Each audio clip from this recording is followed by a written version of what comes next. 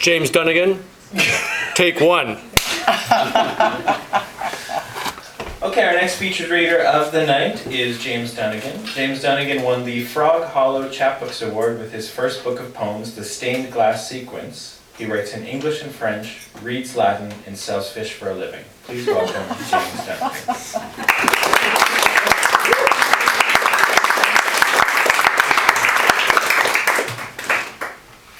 These poems are about words, places, voices, and sometimes beer. The first poem is about words in August, and it's conveniently titled Words in August. Under the ash trees of Darling Street, late, sitting on his balcony, my friend and I discussed over a grosch or 5 the breakup we had learned about by text an hour earlier, a friend who was leaving for Princeton. His girlfriend he'd met going out one night like this, with whom he'd been 3 years. It dawned on me, as dusk, quick falling, hushed the cicadas, I hadn't written back. I should. I would, I said to my friend, smoking beside me in his broken chair, if I could find the words. Between us, we debated which was worse, a silence in a lack of words, or silence in a word not listened to. An open-windowed van cut through the alley where beneath us, in the breathing weeds, a bird sat on a lost saw, singing, it seemed to us, 2 verses from Un Canadien errant. Silence, he said to me in French, whirling his hand over the ashtray's ring. You think that it exists? When it got dark, we came back in, emptied our bottles and those we'd emptied already into the sink, and laid them beside each other, beside the fridge. I thought of the sea I hadn't seen since I was 12, and where he'd gone last year, while I remained here with a girlfriend who left me later for a friend.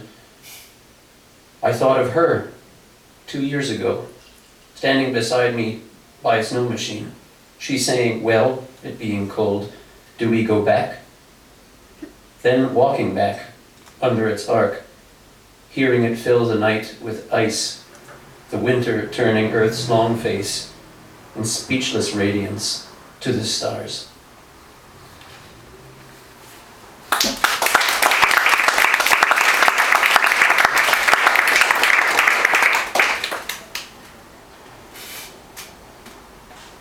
J'ai commencé à écrire à l'âge de 12 ans et mon premier roman, c'était un roman de science-fiction dans lequel il n'y avait aucun personnage humain. Et maintenant, j'ai recommencé un peu à balbutier par écrit mon français. Donc le prochain poème est en français. Il s'appelle Composition numéro 6, Funérailles, Dieu dans le backstage joue du gazou.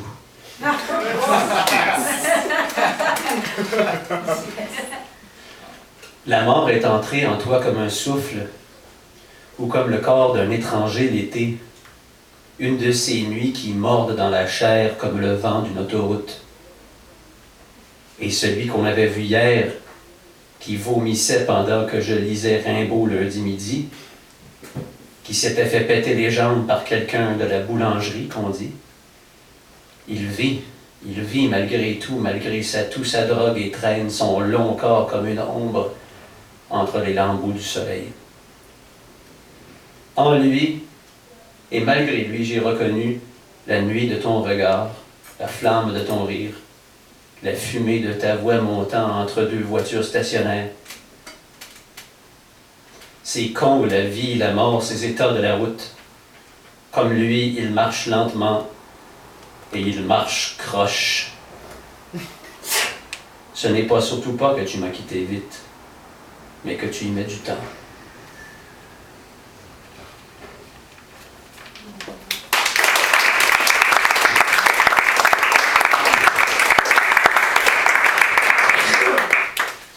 I'm going to go back to English, unfortunately.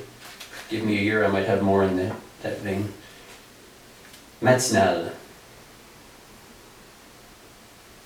Since you departed the space of this bed, how much more often I see you beside me.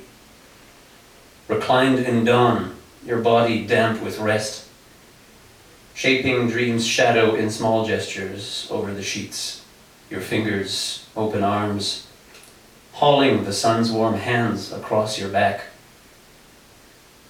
How much of living is held in your face, crowded with whispers, even in silence, looking like love might look, quiet, content, watching the world behind two lidded eyes.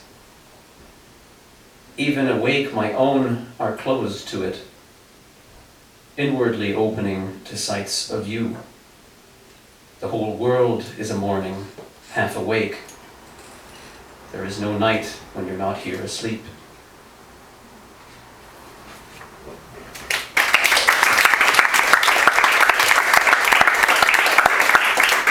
I had the pleasure of meeting Devin's dad last time, and I asked him what kind of poem he wanted to hear for his birthday, which is, I believe, today, or in the vicinity of today. Tomorrow.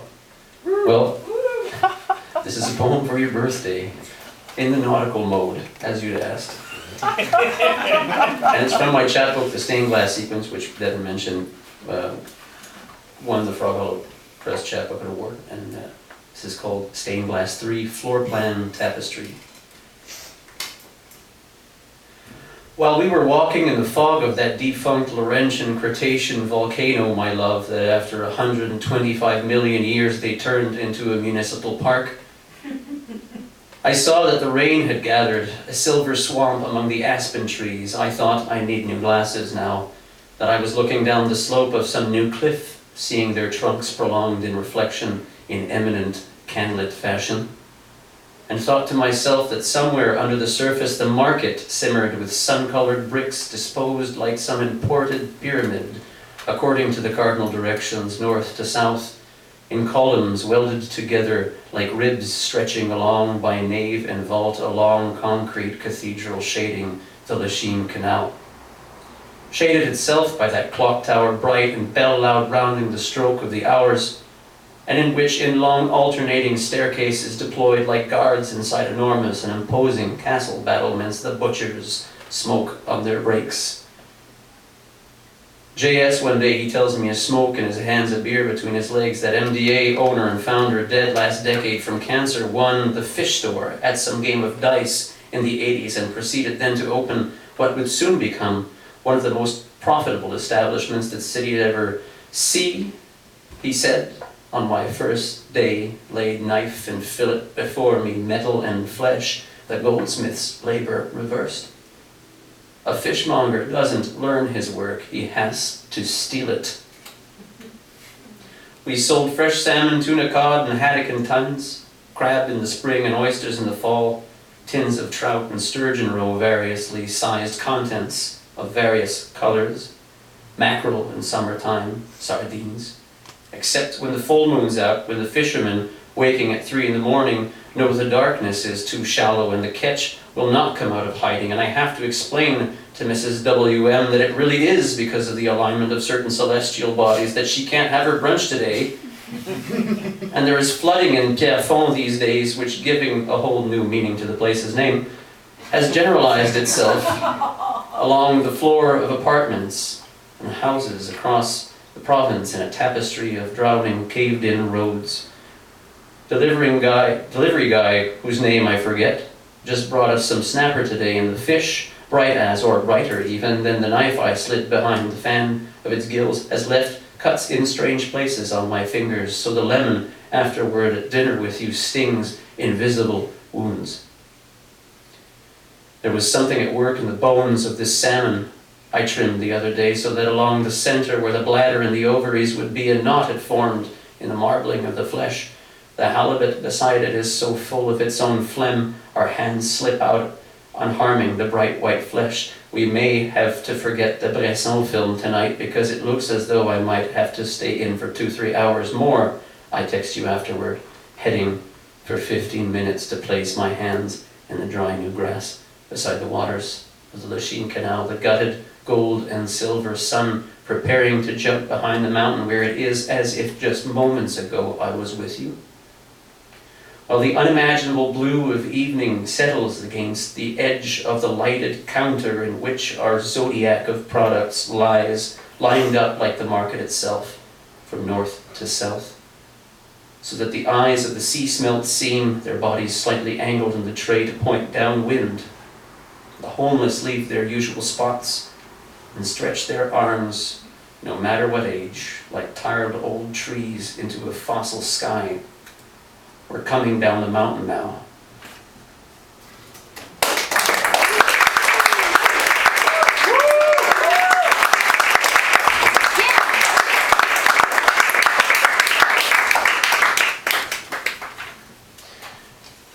The last one is also about words like the first, but in April, and it's conveniently titled Words in April.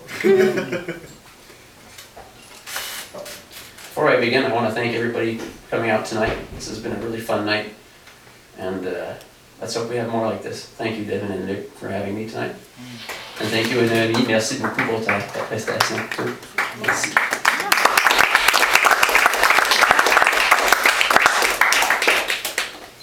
Words in April. You said God gives mixed signals, like a lover you still don't know how to please. I walked to the end of Montreal that day when I couldn't afford to go out for a beer. I'd rather, of course, have had it than this.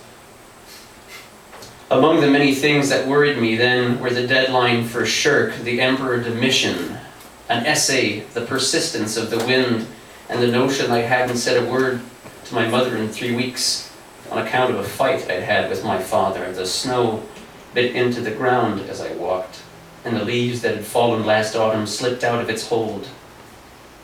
Not as exactly resurrected, but as in some sort of split-second relief from the comfortable pressures of sleep. As might be truer to this life, in any case, in being noticed only as they fly away, and none of this made of or making despair, but something nearer to unwanted joy, like knowing the meaning of a foreign word, not knowing the language or function. The same is lost, the same survives, I suppose, in the passing of bone to unintended stone over 1,000,000 buried years, or when an eye that's traveled unminding the landscape meets the sudden omen of a Baptist church, thoughts turned, as one might say, to heaven, meaning really to oneself. Or in not being known for the things we would like to be known, or not being loved for the things we would like to be loved, or meaning to say one thing by accident, saying the thing that was right to say. Thank you.